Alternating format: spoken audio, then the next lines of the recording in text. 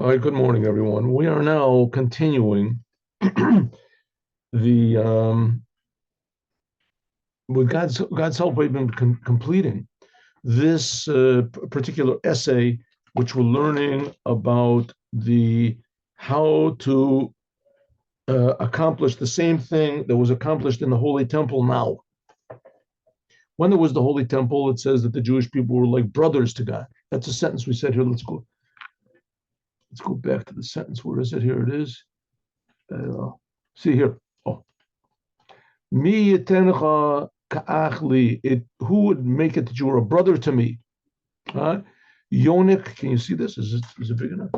Yonik mishidei imi, nursing from the breasts of my mother. This is King Solomon said this in the. Oh, here it is. My picture is coming through. Who will make you like a brother to me, nursing from the breasts of my mother? I found you outside. I will kiss you. Also, they will not shame me. Okay, what in the world does this mean? King Solomon, he wrote the book Song of Songs. It's all mysteries and allegories and metaphors for the relationship between the Jews and God and the Jews. When they took us out of Egypt, when he gave us the Torah, when he built the tabernacle, and the temple was built in the time of exile. And this happens to be speaking about the time of exile. As King Solomon foresaw that the temple would be destroyed and that the Jewish people would be in exile. And that's what he's writing about. And he's also writing about, consequently, the third temple, which will be built speedily right now, hopefully in our days. But until the third temple is built and all the Jewish people are gathered back together in the land of Israel, which we see now, Jewish people are waking up to their identity more and more. But until that really happens, when the Jewish people wake up to their identity, so the essence of their identity is that they want to do the commandments. The Jewish people want to do the commandments of God in this physical world. That's the identity of the Jewish people, doing the commandments of God in this world, connecting the Creator with the creation in this world. That's what the Jews want to do. And when there's the temple, then they'll be able to do it completely because a lot of the commandments depend on the temple. So Messiah is going to build a temple, and then the Jews are going to be able to do all the commandments, and they're going to want to do the commandments because their identity will be awakened. And so they'll all come. But meanwhile, we are begging God. It should only be me, Tencha, who can make it that you will be a brother to me. A brother to me. And we said, what is it when we see the Jews are a brother? It says that in the Holy Temple that there were the two keruvim on the cover of the ark, which was in the Holy of Holies. There were two coming out from the cover. There were these two statues that God said, and the reason is because these statues represented the relationship between God. One of them is God's face, and the other one is Jews' face, and how they face one another. And there's this interaction between them. And when the temple was destroyed and the ark and the tablets were concealed, they're hidden down, deep down. So, I mean, that really began in the first temple, but it's especially after the second temple was destroyed. So this is not revealed anymore. So what do we do? So it says, Yonik shedei imi, then we can nurse from the breasts of my mother. And the Rebbe explained that that's the Talmud. The Talmud is the expression, the explanation, the revelation of the will and wisdom of God,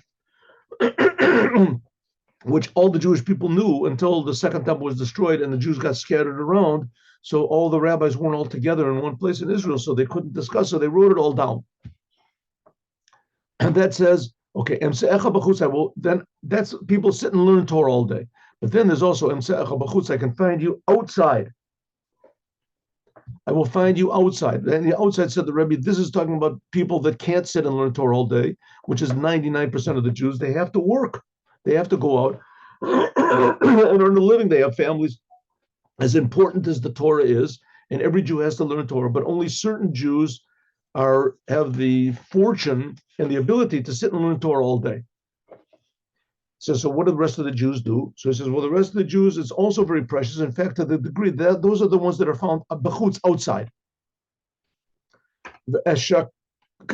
I will kiss you, gam lo yabozuli. I will kiss you. Those people, and to the degree that even they deserve the kisses of God. And that's even greater. And being outside. And then we're going to see, let's see, how can we change this page over here and get to the next page? Can we do that, or is it, we stuck 1 second? There must be some way to change the page over here. I don't know. There's all these explanations. That's, what was it? There we go. Here we go. That's, yes. Okay, the next sentence says, I will conduct you. I'll conduct you. I'll lead you. I will bring you to the house of my mother. I will give you, she will teach me. I will give you to drink from the wine, spiced wine, and sweet wine, rimoni of pomegranates. Okay, so we're going to see what this means. Let's go back to the previous sentence. And let's see what all this means. Here we go. No. No.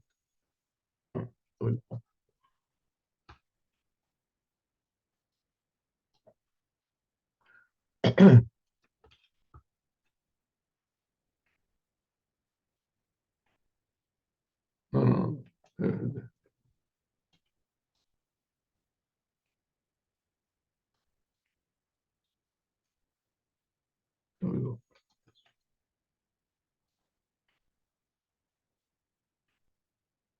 There it is.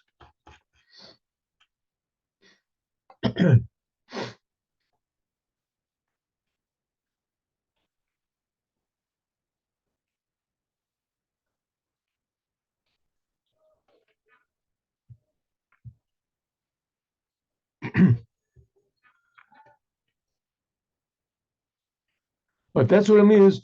When Jews, what's the advantage of not being able to sit and learn Torah all day long? Is there an advantage to this? Or maybe we just sort of receive this consolation prize that we'll see. It says the main thing is, if the Jewish people, when they work in the world and they're doing things in the world, and they find a little bit of time to learn Torah and to pray and etc., is they have the advantage of what's called eskafia.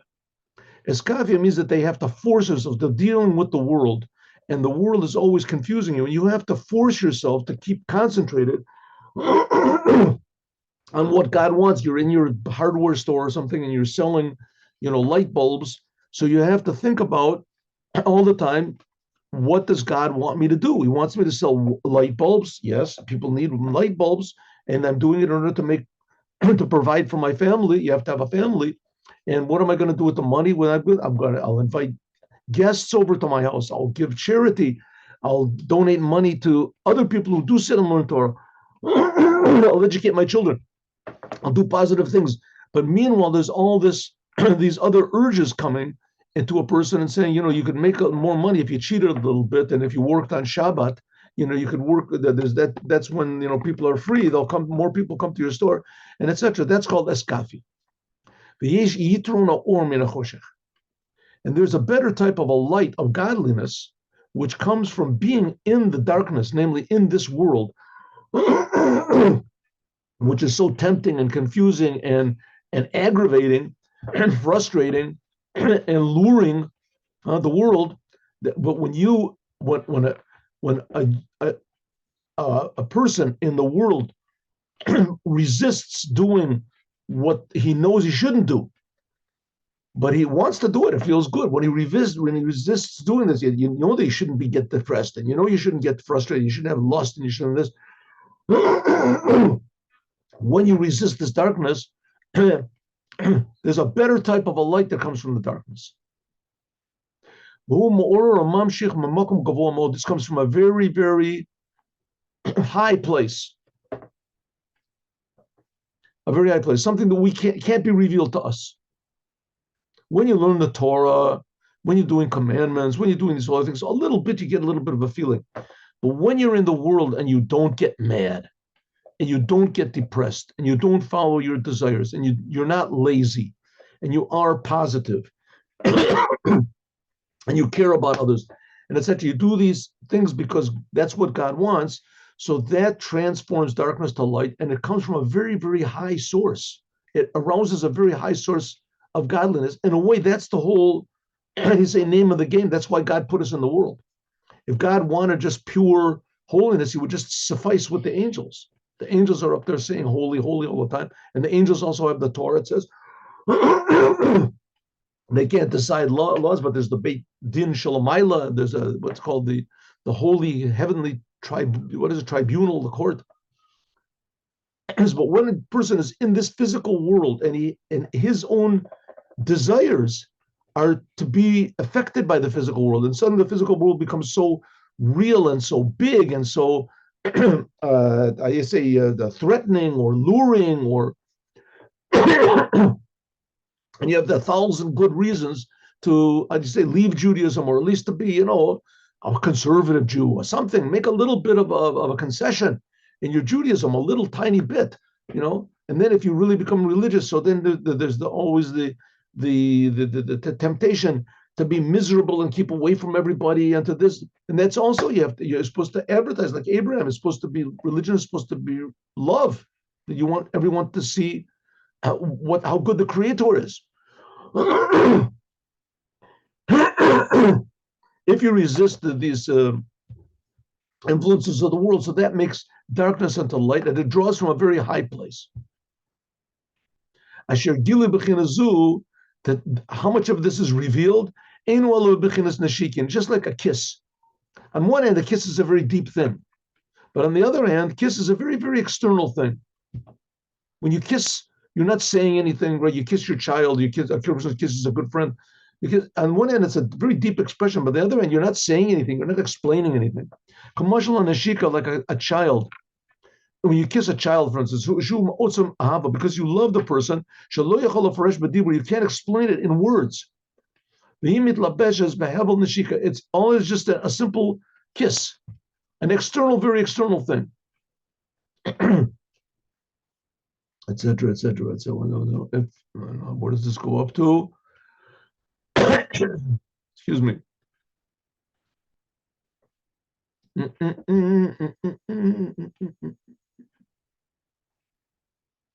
don't know where the end of these parentheses is. And sometimes I think that here it is. Here it is.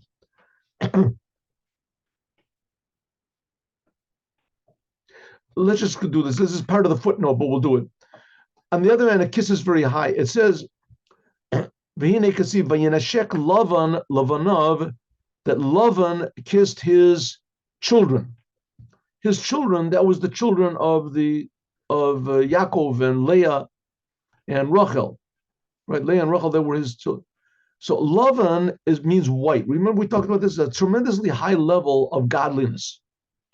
And Lavan, after Yaakov worked by Lavan for 20 years, and he tricked him and etc., but nevertheless, Yaakov still remained faithful to his purpose in the world.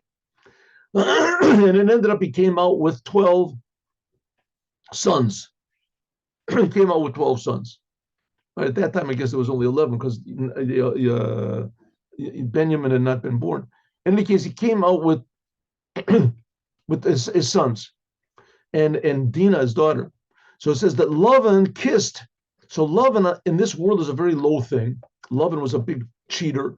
But Lavan in its source is the high whiteness, it's called. Bechinas Lovan Elyon. This is idea of getting a kiss by means of working in this world and being loyal to God in this world. In some ways, it reaches a higher level of God's intention and God's pleasure than even learning Torah and doing the commandments, because you're dealing with the world. That's why God put man in the world, in order to transform the world. So it says that Lavan was really bad guy. He kissed him. That's revealed this Lovan Elyon, this tremendously high level. Because Bnei Banim, the tribes, they were the grandsons of Lavan, right? They were the sons of his daughters. Because it says grandsons, they're the same thing as sons. Morning. So it could be that it'll be, I'm sorry. Yeah, that's right. It's possible to be bechinas ka'achli. that in this physical world, the temple is destroyed, but we can also achieve the same level of God being like a brother to me in this physical world by doing what God wants. In this world, it'll be like it was when the cherubs were facing, the statues were facing one another, this intimate relationship with God, in fact, even in a higher way. In the time of the Holy Temple, true that it says that the forces of egotism are always commensurate to the forces of good. So the more good there is in the world, the more egotism there is in the world. So therefore, when there was the Holy Temple, so the Jewish people they went to the Holy Temple, but they also had urges to worship idols and to worship idols and other sins that they did, which caused the first temple to be destroyed, and then to hate each other, which caused the second temple to be destroyed. In other words, to do things that God doesn't want. But nevertheless, the Holy Temple was there. They saw clearly what the options are. When we're now in exile, so the darkness is doubled and redoubled, that you don't even see what good is. And even more, you feel that doing bad is good. Right? To idolatry and those things, people feel that it's good. So to resist that and to nevertheless be loyal to God, this is transforming darkness to light. And that's the same thing what Jacob did, Yaakov did when he worked by Lavan, and that it was a tremendous darkness, and he transformed it. And the Lavan, the Elyon, the upper whiteness, it kissed him and all of his children, all of his children. And that's the same thing as like being a brother to me. They were all becoming like brothers. It was like Yaakov and Lavan became brothers. His children were like their children. They were like one. Okay. That's now we've explained the sentence in Song of Songs. We've explained it. The first of these sentences. Here we go. The Song of Songs, right? Who will give you to be a brother to me like it was in the Holy Temple? Nursing from the breasts of my mother, that's learning. Those people who learn Torah, I will find you outside. Those are people, Jewish people that work, that don't learn Torah all day. They work, they do what they can, and they're in the world. It says they get kissed. And they get kissed. Okay, now we have the next sentence. The next sentence is continuing.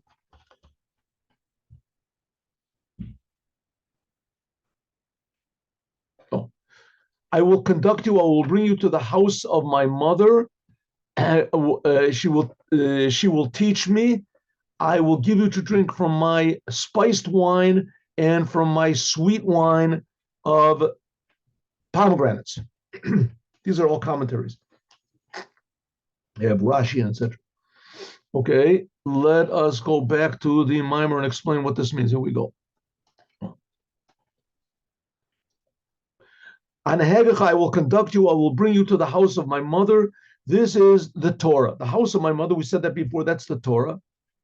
But one second, we were just talking about the people who were businessmen or working in the world. How do we get back to the Torah? It says because also Baal Esek, also people that are working people, and that they 90% of the day they're dealing with physical things and with money and with the customers, and he says all those people also Torah, they have to set times to learn Torah. Because even though the main time of their day and their efforts is by means of Maisa, is by doing things in the world, forcing themselves to concentrate on what God wants and forcing themselves not to follow the urges and threats and the temptations of the world.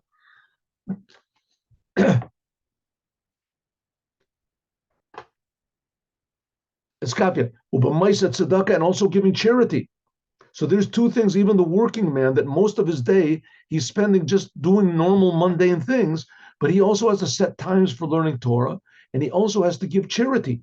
Nevertheless, the drawing of this down comes by means of islabshus techila in machshava v'dibur. First of all, there has to be thought and speech, and then action. The main part of his day is action. He's in the world, he's dealing with people, He has to be an honest businessman, and he has to be not lazy and etc. He's not concentrating on Torah and the commandments at all. But when he's in the world, he's thinking about what God wants. And also, as much as possible, he's going to give charity also, but as much as possible, he learns Torah. It says even more. Torah is not the secondary thing, it's the first thing. The most of his day is spent in Maisa and deed, but it has to be preceded by thought and speech. Thought and speech comes before deed. The thought and speech, this is setting times for learning Torah. This is the setting times of learning Torah of Bali Esek, of businessmen, working men. Looking therefore, Bali Torah, even in people that sit and learn Torah, Ne'amar, it says, Yonek Shadeimi. They will, even the people who learn Torah, it says by them that they nurse from the breasts of the mother. Remember we said that before? Shulash and Tamid. They constantly, the people who sit and learn Torah, they're constantly nursing from the breasts of God, so to speak, the Torah. We said that was the Talmud, where it's explained, just like the womb of the mother makes the child grow, is the Talmud. That's what makes the ideas of God explainable and grow, so that they're practical and usable. Well, it says the people who sit and learn Torah, that's called yonik all the time. They're always nursing from the Torah, the Talmud. It says you're supposed to think about the Torah and work at the Torah day and night. But people who are working men, that all they can do is just set certain times for Torah. Ne'amar, it says, I will conduct you and I will bring you to the house of my mother. In other words, only occasionally. They are outside, but they have to be brought into learning Torah. So learning the Torah is of prime importance, but the purpose of the learning the Torah is in order to transform the world. And the ones that sit and learn Torah, they transform the world in a spiritual way. They give the power, but the ones that are actually doing that are the working men. I'll give you two examples of this. I gave you one example before, and another example is I'll remind you what the previous example was of the army. The army in the time of King David. So King David fought a lot of battles. He had a lot of enemies. And because God gave him the land of Israel, so they had to fight all these enemies in the land of Israel. They had to fight the land of Israel. And they had to fight all these enemies in the land of Israel. And so they fought enemies, and then they were also attacked also constantly by their neighbors. So Yoav ben Tsuriah, he was constantly fighting battles. He was fighting battles. He was the how do you say, the highest general, the head of the armed forces of King David, and he was fighting. But now King David was also a big warrior. But it says King David, he would sit and learn Torah. He would sit and learn Torah nonstop. And Yoav, even though he was a king and he had to decide make these split-second decisions, but he left the war to Yoav ben Tsuriah. So it said if King David wouldn't learn Torah, as Yoav wouldn't be successful in battle. On the other hand, if Yoav ben Tsuriah wouldn't fight in battle, so they wouldn't defeat their enemies, David wouldn't be able to sit and learn Torah. So it was a symbiotic relationship, and both of them are necessary. David provided the spiritual soul, and Yoav provided the body, the actual doing. And that both of them are necessary. Another example is that the Lubavitcher Rebbe, in some places in America, whatever, so they said that they should learn secular things as well in the schools when they were educating the children. So the children had to learn mathematics and geometry and geography and history and things like that. And so the Rebbe said, okay, they can learn those things, but they have to learn those things number two, second, right? It's better if young children should go to places where they only learn Torah.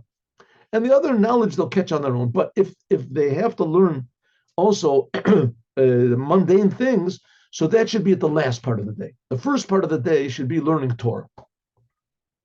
Now in America especially, the parents, especially second generation parents, a lot of them said, listen, what's going to be with my son? All the other kids, they're learning mathematics and physics, and they're going to be, big CEOs and big this. And my son, he's going to learn, the Rebbe said once, he's not even going to know how to shine shoes. All he's learning about is what Abaya said and what Rabbah said. So the Rebbe said, don't worry about it. First of all, God is providing for the whole world. He'll take care of it. But first of all, in your life, learn Torah. And if you have to learn in the daytime also secular things, so it should be the first part of the day is devoted to Torah. And that's what the Rebbe is saying. Be in the world. Yes, you have to work in the world 100%. But the main thing is learning the Torah. The main thing is learning the Torah. That's the main action. That's what will give success. And that's what makes that God kisses you, arouses this tremendously high place. But that's the work that you do in the world. But also the fact that you find a little time to break off and learn Torah somewhere, is those few minutes are also very precious. And that's what it says, Ashekecha yain, I will give you, Ashekecha, I will give you wine, harakach, spiced wine. In a yain, and that's the result of a person being in the world, working in the world, having a normal job, but when he's working in the job, being totally loyal to God. Number one, doing only what God wants, being an honest businessman, being a good businessman, and also finding time to learn Torah. That combination, because you haven't got time, the free time you sit and learn Torah, is like spiced wine. So wine makes a person happy. It says, Yayin misameach Elokim. It says over there that wine makes man and God happy. Yayin ubechin is yayin shel Torah. The wine that we're talking about here is the wine of the Torah. Ubechin is bina, not only the understanding of the Torah. Bechin is Torah Shebal Peh, the oral Torah, the Talmud, the explanations of the Torah. Vehiyoto Mesameach Elokim, and this makes God, it says Mesameach Elokim v'Adam. It makes God and man happy. Hainuki Elokim, because God, there's a lot of different names of God. This name of God, Elokim, this is how it's plural, first of all. So this is how God makes himself seem to be plural, creates the world, Tzimtzum, that God hides his oneness, Tzimtzum, he contracts his oneness, Liot Helen v'Hester, that he's concealed.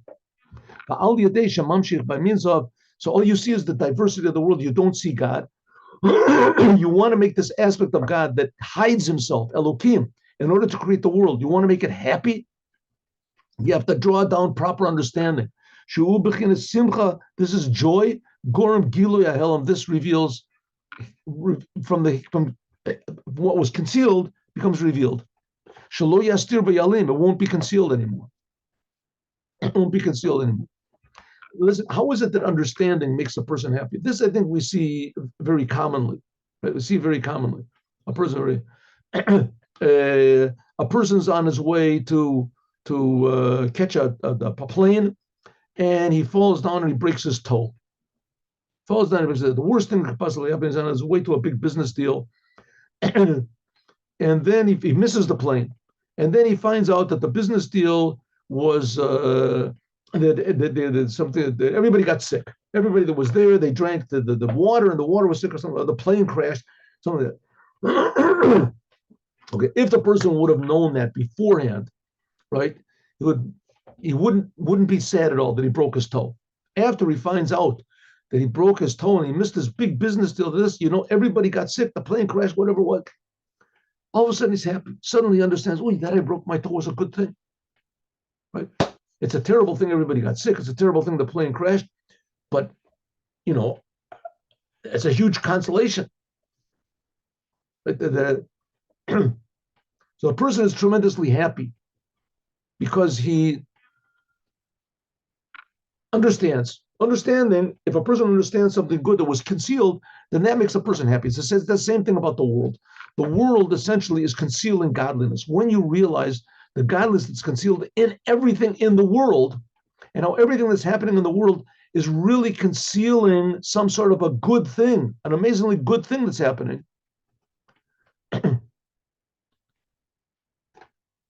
is then you're happy. That's what it means. That's what it means. I will give you to drink from my wine. But yain harakach, this is what's called spicy wine. Spiced wine. It has a good smell.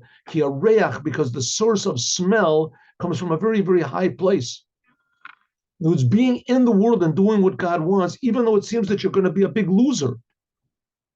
Right? You really wanted to, to eat that not kosher food, or to do that not kosher thing, but you didn't do it because God says don't do it, or you wanted to go with all of your friends to that, the party or something like that, and you didn't go, and you suffered and everything, and suddenly you realized, listen, you did what God wanted. That's a really wonderful thing. That's a really wonderful thing. That's called tasting a little bit of the world to come in this world. That gives this pleasantly fragrant wine. The wine is a smell tremendously high. Shu bechinas makif, shu lamaylam bechinas mazon. This is higher than food. Food is something you put inside of your body, but smell is something that the neshama, your soul, gets pleasure from it. A person faints, right? You can't say, here, take a hot dog or something. That won't help. You put a smell, all of a sudden the person wakes up. It's somehow or that touches the essence of this. So what's the Rebbe saying? When a person is in this world and he forces himself to do what God wants and forces himself to refrain from what God prohibits, and he forces himself in this world and he forces himself to learn the Torah, and the few minutes that he's got in the day, says this gives God a tremendous pleasure. This is what's called, he gives you to drink from this wine, this spicy, fragrant wine that you don't even understand what you're doing. But the Rebbe does understand. That's what a Rebbe is for. And it's a tremendous reward. A little bit of this reward is revealed after a person dies, goes to heaven. But that, you notice the Rebbe is not talking about that at all. In the Chassidut, it's almost not mentioned. It's mentioned just to tell us that there is such a thing. But the real reward, it says that's in the raising of the dead, but the real reward is just the knowledge, the awareness that we're doing something that's above our comprehension, something infinitely good. The lower goof, the soul gets pleasure from it, not the body. This is forcing yourself to do good and to refrain from bad. This gives a tremendous pleasure to God. And when you take a couple minutes out of the day and you learn Torah, this is an incomprehensible pleasure that God gets from our deeds. It can't be grasped in any sort of vessels, not thought, not a. That's the whole thing of kaviyos, eating the Torah, of setting times for learning Torah. Shalbala esek, a businessman. This is forcing yourself to do things what God wants, even more than Yoshavel Olim, than people who sit and learn Torah all day. People who sit and learn Torah all day, they also have to force themselves to learn a little bit more, to learn a little bit deeper, to understand everything. Right? But a businessman that he's always interrupted and he tears away from his day to try to concentrate on some idea of Torah, that gives God a higher pleasure, because you're forcing yourself, you're defying and transforming nature in a way that a person who sits and learns Torah cannot do. And therefore, therefore, their learning of their Torah is called yayin arakach. That's called spiced wine. Shareach, that it's spicy, that it's a fragrant wine. Shehu davka midavar charif, and that the smell comes from something that somehow or other it's a sharp smell, and this sharp smell this carries a far distance. This wine, even though it's a liquid, which goes inside of you, it also has a smell. That's what rokeach is from, like incense. It also has a smell, makif, and it's a surrounding level. What about, okay, that's one level. Then let's talk about even perhaps a bigger percentage of the Jews, people that aren't able to learn at all. The Einu Yochol Lilmod Klal, V'likavo 18 the Torah, set times for learning Torah. But he comes home, he's so tired, whatever, and he hasn't got such a good mind anyway, or he never went to school, he doesn't know how to learn. Allah Ne'amar, it says, Gamkein also, Ma'asis Rimoni, that he will, like, what is this, a sweet wine of pomegranates. Pomegranate wine, what type of that? What's that? Why pomegranates? It says, because it says, Kapela Harimon Rakotayech. It says, another sentence in King Solomon, it says your what is it, your jaws or something are like the like pieces of pomegranate. What's it called? Like a piece of a pomegranate. You cut a pomegranate.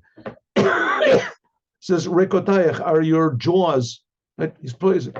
Okay, no one would praise their wife this way, but this is what King Solomon is talking about God, or God is talking about the Jewish people. Says that your I guess your jaws, your cheeks are like pieces of pomegranate. So you could say your cheeks are red or whatever. But that what the meaning is not talking about a physical. Like I said in this book, the Song of Songs, there's no simple meaning. When it says that your is like pomegranate, pieces of pomegranate, shafilu reikin, it says reikotayach. The reikotayach also means to be empty. So it says kapelach harimon, like a piece of a pomegranate, are the empty ones. Shafilu reikim, even the empty Jews, that they can't learn Torah, they can't understand Torah, so they're empty from Torah, but they are malay mitzvot. They're filled with commandments like a pomegranate. What does it mean, filled with mitzvahs? Every Jew has potential to do all of the commandments. The empty Jews, what does it mean, the empty Jews? And it doesn't mean sinners or moridim or people that rebel against God. Rakshin mem Torah, they don't have any Torah, but they are filled with commandments and derech eretz, and how do you say, and good character traits. The commandments, they can do a commandment. A couple of days, it was yesterday.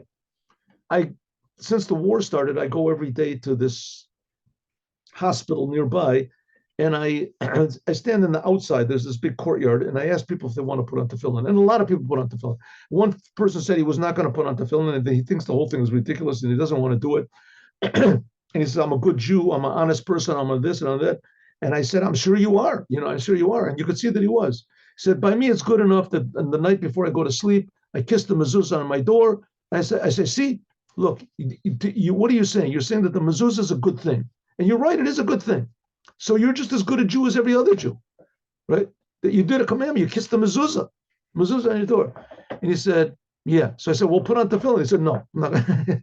He wasn't going to.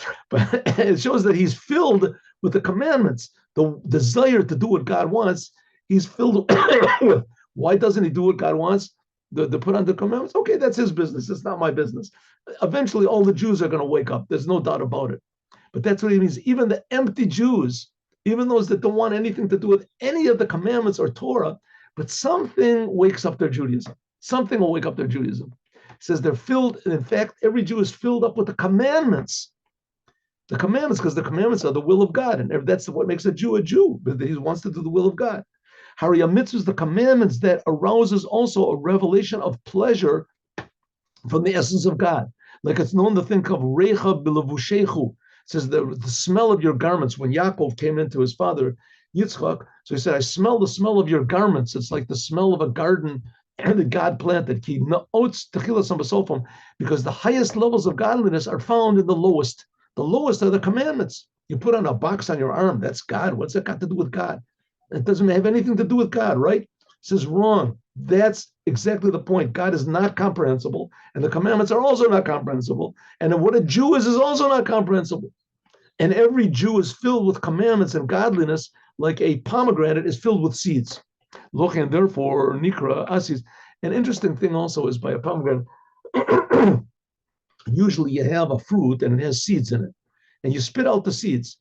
In a pomegranate, you eat the seeds. You eat the seeds. In fact, inside of the pomegranate, like everything inside of the pomegranate is edible. The whole business is edible. So you have like a fig I guess maybe figs not. Figs maybe not. Figs to a certain degree, they also totally, you eat everything that's inside of it. Okay, but a pomegranate, that doesn't detract from pomegranates. Pomegranates, you eat the whole entire thing. It says, She'u gamkein meshiv et nefesh. This also, asis. That's what it means. Asis rimoni. It means like sweet, the pomegranate wine. It says that's sweet. This also returns the soul. We said, so we have two things: working men the little bit of time that they can find to learn Torah, this is very precious by God. This is like spicy wine. This reaches the smell. He said, and what about Jews that can't learn Torah at all? He says that they have what's called sweet pomegranate wine.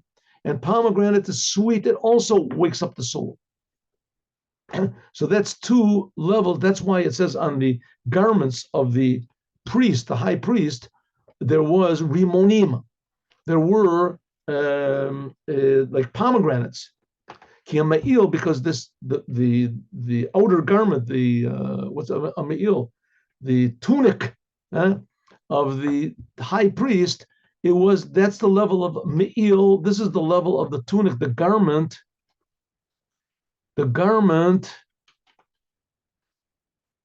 of charity. Charity is something which is above you. You're giving away what you have. It doesn't make any sense why to do it, but that's charity. And the pomegranate is showing that, in fact, every single Jew is like a pomegranate filled with commandments. And that's of tremendous. That's what it says. Sos asis mi'il tzedakah yateni. This is one of the in the prophecies of Isaiah. So what's the Rebbe saying? That King Solomon here is praising the Jewish people in the time of exile, when there is no holy temple. And they are longing to have the same deep, intimate relationship with God as it was in the temple, and as it will be in the third temple. But in the meantime, the Jewish people, we have the Torah, the Talmud. You can sit and learn the Talmud, and learning the Talmud and other ideas of the Torah. I'm sorry, the secrets of the Torah, inside of the Torah, learning the Torah, learning about the commandments. That is like nursing from the breasts of my mother. That's the same thing, almost the same thing as it was when the Holy Temple was here. What's the essence of the Holy Temple? The tablets, the Torah. That was the Holy of Holies. What about Jews that can't learn Torah all the time?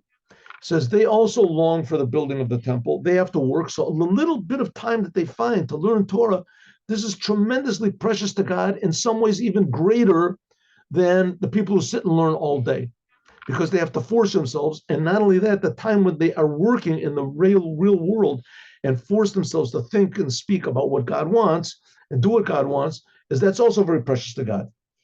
But especially the times that they find to learn the Torah. And what about a third level of Jews that they can't learn Torah all day, and they can't even learn Torah when they have a break, an opportunity?